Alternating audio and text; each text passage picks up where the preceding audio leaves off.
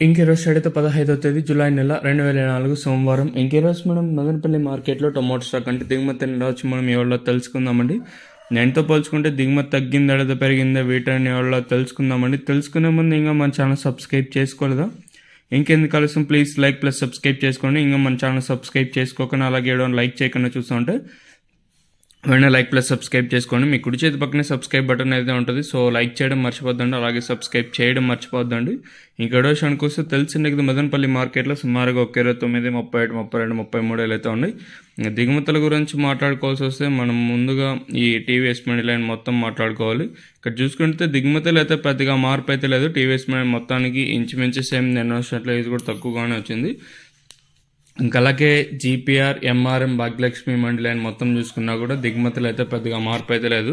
Same నేను వచ్చినట్లే తక్కువగా వచ్చింది. ఓవరాల్గా చూసుకుంటే అక్కడ పాతాళం కానివ్వండి, స్టార్టింగ్లో కానివ్వండి దిగుమతులు అయితే పెద్దగా మార్పు అయితే లేదు. ఒక 5 ఇంకా 10% కొంచెం అటు ఇటుగా దిగుమతులు అయితే వచ్చాయి.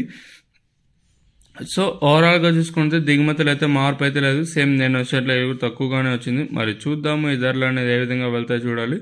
వేలంపాట్లు అనేది ఒక్కొక్కసారి మనకి అంటే 8:30కి ప్రారంభం అవుతుంటుంది, ఒక్కొక్కసారి 8:35 ఇలా అయితే ప్రారంభం అవుతూ ఉంటుంది. మరి చూద్దాము ఈ ధరలు అనేది ఏ విధంగా వెళ్తాయి చూడాలి.